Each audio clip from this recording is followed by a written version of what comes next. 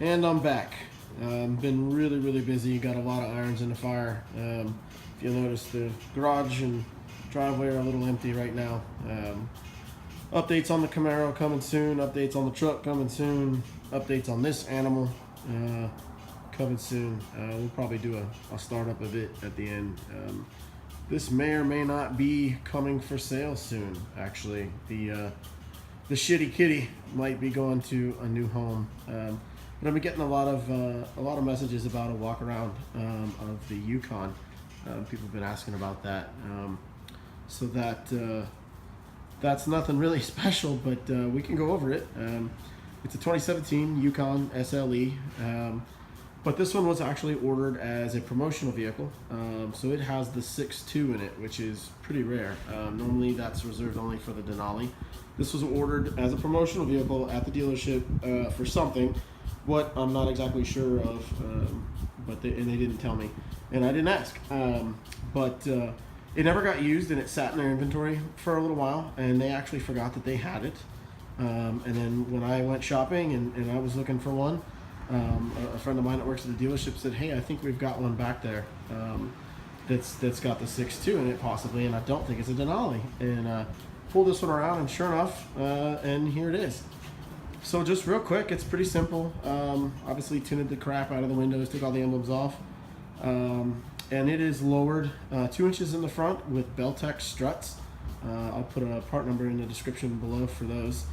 So it's a factory spring and a factory spindle with just it's an adjustable strut that uses a spacer that you can take in and out. There's different size spacers depending on how much you want to lower it or lift it. It's actually a leveling strut too. If you want to pick up the front end higher than stock, it'll do that too.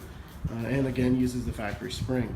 Now the back I had to lower 4.5 inches to get this thing to sit level. Originally I thought a 2.3 or a 2.4 would work just like the old body style, but that was just not the case. We put the 3.5 on it, and it was still pretty raked in the back, and it's actually still about a 1/2 inch higher in the back than it is in the front. So right now though, it's actually lowered 4.5 inches in the back, so it's a 4.5 in the back. And it's a aftermarket shocks. It's a Belltech shock, as well as sway bar links, and the sway bar itself is aftermarket. That wasn't necessary for the lower end kit, but I decided to do it anyway, just to help this refrigerator handle a little bit better, and it did help significantly. Other than that, I used an aftermarket bump stop that's much shorter than the factory one to give it some more travel. Other than that, really didn't do anything else. Those are 24 by 10 wheels with a 305/35, obviously 24 tire on it. No rubbing whatsoever, no interference anywhere. They don't stick out. They don't really tuck under either. They fit perfectly. We have no issues with those whatsoever. And it lined up perfectly as far as the alignment goes. It did great.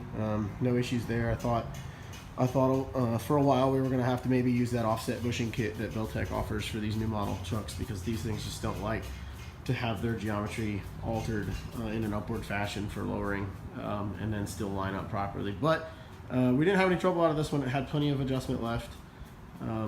So there it is. We will cover that some more because it's got the 6.2 in it. That's what I wanted. It's going to get a blower on it. We'll get a supercharger here pretty soon. It's on the way. I'll cover some more details on what exactly all is going to go on with that, as far as exhaust and everything else that we're going to do that will accompany that. But it's coming. So if there's any other questions about it, let me know, and we'll see if we can get a startup of this Cadillac over here.